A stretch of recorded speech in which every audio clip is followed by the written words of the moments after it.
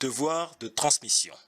Nous sommes aujourd'hui le 30 avril 2020, 171 ans jour pour jour depuis que l'Assemblée nationale française prenait la décision, une décision, d'indemniser les colons suite à l'abolition de l'esclavage.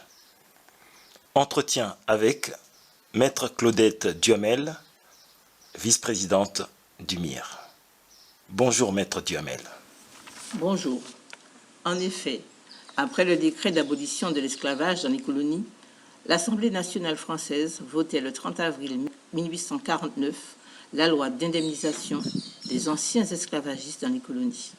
Le principe de cette indemnité avait déjà été acquis par le décret d'abolition du 27 avril 1848 qui, en son article 5, disposait « L'Assemblée nationale réglera la quotité de l'indemnité qui devra être accordée aux colons. » Est-ce que vous pouvez nous dire pourquoi donc le législateur français a-t-il fait ce choix-là?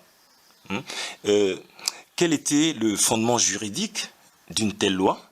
Et enfin, quelles allaient être ses conséquences dans le rapport entre les blancs créoles, anciens esclavagistes, et les afrodescendants, anciens esclavagisés? Bien qu'un certain nombre d'hommes politiques et d'intellectuels de l'époque se soient opposés à l'indemnisation de ceux qui pratiquaient l'esclavage et qui donc bafouaient les droits humains élémentaires, il se trouva une majorité à l'Assemblée nationale pour voter cette loi. À la lumière des débats houleux qui ont eu lieu à l'Assemblée nationale française, on se rend compte que les parlementaires se sont déterminés essentiellement en fonction des considérations économiques et politiques. Il s'agissait de maintenir le système colonial dans les colonies qui continuaient à être menacées malgré le décret d'abolition. Mais qu'est-ce qui menaçait d'ébranler le nouveau système colonial français? De nouveau, ce système. La réponse à cette question n'est plus dans la crainte d'une soi-disant révolte des anciens esclavagés, mais dans la menace de sécession des blancs esclavagistes. En effet, ces derniers avaient fait de l'indemnisation un préalable de l'abolition de l'esclavage en 1848, mais le décret d'abolition avait simplement acté le principe de l'indemnisation. De ce fait, l'État français savait bien que sans indemnisation, les colons pouvaient réagir comme ils l'avaient fait en Martinique lors de la première abolition de l'esclavage dans les colonies en 1794, en organisant une sécession de la colonie. En effet, en 1794, le gouvernement français de l'époque, la Convention, avait pris un décret le 2 février 1794 prononçant l'abolition de l'esclavage dans ces colonies sans accorder d'indemnité aux colons. Pour les esclavagistes en Martinique, qui avaient eu vent de cette révolte, c'était inconcevable. C'est pourquoi, pour éviter de subir cette première abolition, les colons blancs se sont alliés à l'Angleterre, à qui ils ont carrément livré la Martinique, peu avant que le décret d'abolition de l'esclavage ne soit adopté par le Parlement français. Seules les autres colonies vont bénéficier de cette première abolition, avant que finalement Napoléon Ier ne décide de rétablir l'esclavage dans les colonies en 1802. Si Haïti, comme nous le savons, parvint à empêcher ce rétablissement de l'esclavage grâce à une lutte de libération victorieuse, en Guadeloupe, les esclaves, après avoir été libérés pendant 8 années, furent de nouveau réduits en esclavage. Ainsi donc, l'État français avait retenu sa leçon, de sorte qu'aucune considération morale, philosophique et même juridique ne va l'empêcher de prendre cette loi d'indemnisation. Et qu'est-ce qui menaçait d'ébranler de nouveau le système colonial français? Sur quel fondement juridique les parlementaires ont pris un tel texte? Dans les débats qui eurent lieu à l'Assemblée nationale, nous voyons que les parlementaires sont à la recherche d'un fondement juridique à cette loi, dont l'iniquité est par trop évidente. Comment, en effet, indemniser ceux qui avaient commis un attentat contre la dignité humaine?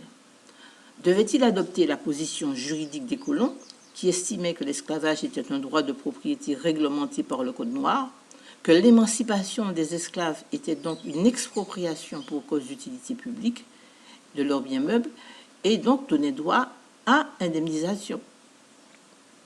Ce n'était pas possible pour les révolutionnaires de 1848, un tel fondement, car il était difficile de le reconnaître, puisque des années auparavant, d'autant que des années auparavant, il y avait une démarche d'émancipation graduelle des esclaves qui avait un petit peu fait bouger le statut. En effet, nous savons qu'une loi de 1845 confère à l'esclavagé un statut différent de celui de meuble. Il lui confère le statut de mineur non émancipé. Dès lors, les parlementaires ne pouvaient plus donner comme fondement à la loi l'exercice de quelconque droit d'expropriation. Fallait-il suivre un certain nombre d'autres parlementaires qui pensaient qu'il n'était pas nécessaire qu'il y ait un fondement juridique, qu'il ne fallait pas se préoccuper de ce fondement, que ce qui comptait finalement c'était l'intérêt général.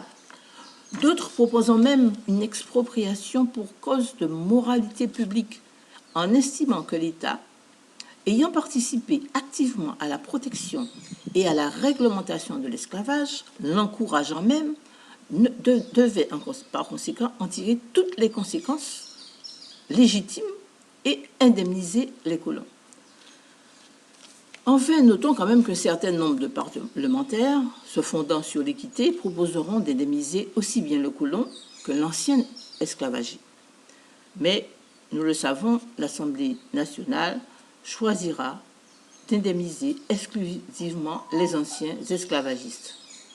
Toutefois, elle se gardera de poser formellement comme fondement le principe d'expropriation pour cause d'utilité publique, pas plus qu'elle n'évoquera l'intérêt général.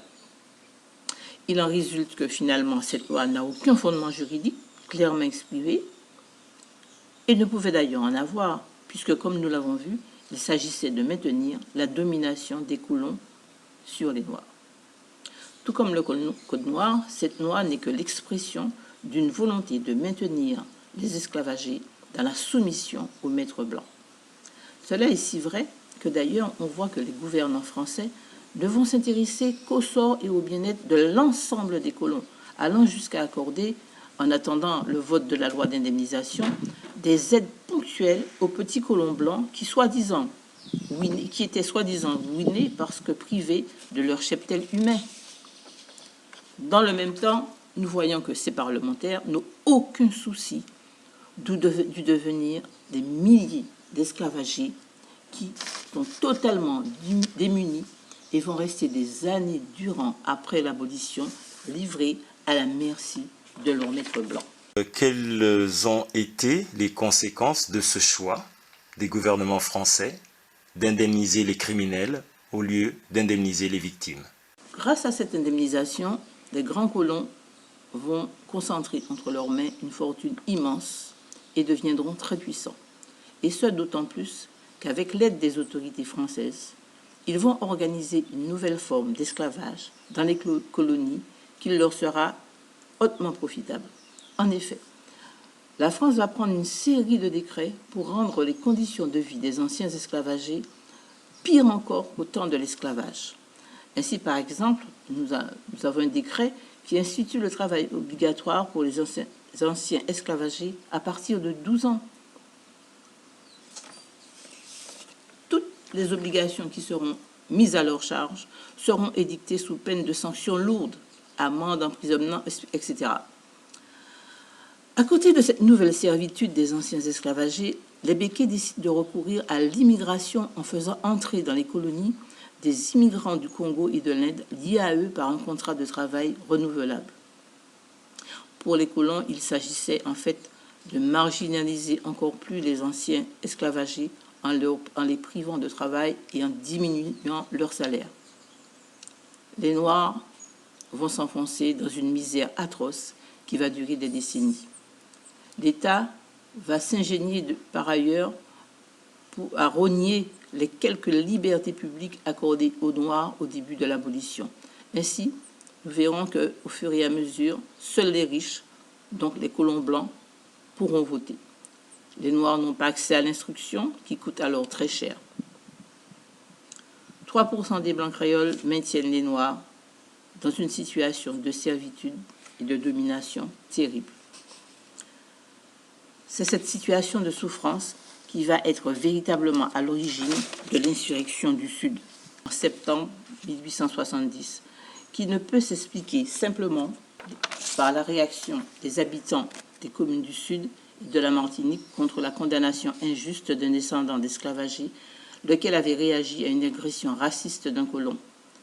Les éléments relevés prouvent qu'en réalité, les afro-descendants manifestent dans cette insurrection un rejet total du système colonial de domination mis en œuvre depuis le décret d'abolition de l'esclavage.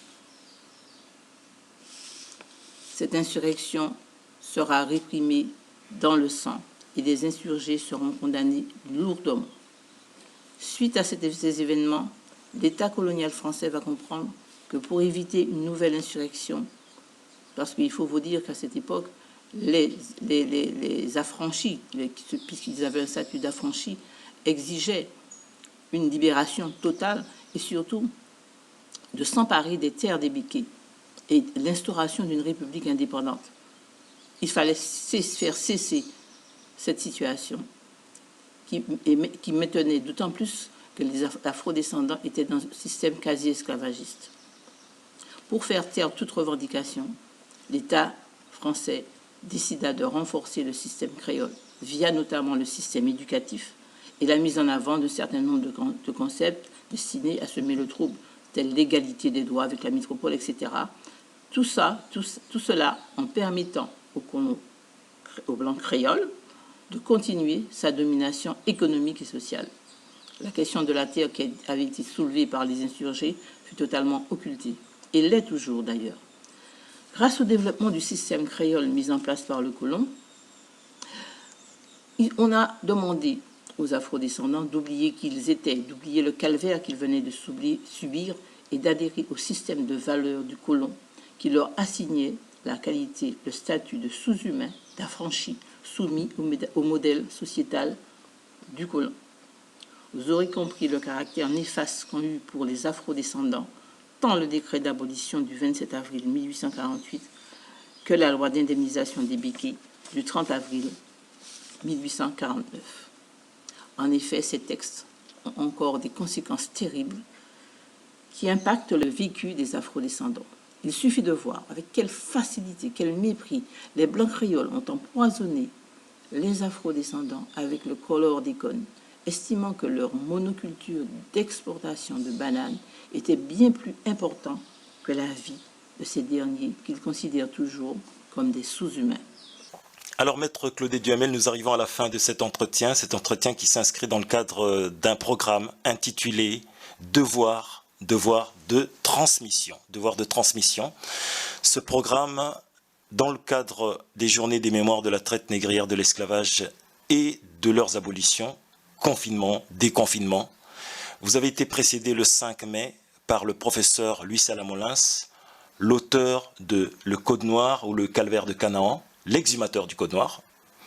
Et le 6 mai, nous avons eu Rosa Amélia Plumel-Urubé, l'auteur de La Férocité Blanche, des noms blancs aux noms ariens. Demain sera le tour de Maître Monotuka avec le thème La décréolisation, condition de la libération, demain, 8 mai. Et pour clôturer, le 9 et 10 mai, il y aura un documentaire qui retracera un long cycle de marronnage avec pour titre Le Sacre des Marrons. Alors, pour ceux qui ont entendu parler du convoi pour les réparations ou qui entendront parler de ce convoi pour les réparations, parce que le convoi s'est même déplacé jusqu'en terre d'Afrique, Maître Claudette Duhamel était là au tout début avec Garça Malsa que vous voyez en photo avec moi. Et donc le convoi se poursuit. Maître Duhamel, on vous a retrouvé aussi au Parlement européen en 2013. Excellente intervention au Parlement. Je vous ai rencontré, j'étais avec Rosita d'Estival à Paris pour une interview autour d'un drapeau esclavagiste en Martinique. Il y a d'ailleurs une vidéo en ligne. On vous a retrouvé en 2016 à Nantes, dans l'ancien premier port négrier de France, avec d'autres militants de Nantes, des Marrons. Alors, Maître Duhamel, vous faites partie d'un mouvement de libération, vous faites partie d'une association qui milite pour la réparation. comment voyez-vous la sortie de ce système mortifère? Pour nous, il est urgent et nécessaire de rétablir la vérité et la justice bafouées à de multiples reprises par l'État colonial dans toute sa législation concernant la situation des Africains, que ce soit la traite, la réduction de l'esclavage, l'abolition, l'assimilation puis la créolisation. C'est sur nous, les descendants des esclavagistes et toujours victimes de l'arbitraire des Blancs créoles, que repose désormais la mission de manifester la liberté. Si nous voulons que la justice et l'humanité adviennent, nous devons nous engager résolument sur le chemin de la réparation. Si la route peut sembler longue et semée d'embûches, au bout, il y a la vérité de l'humanité.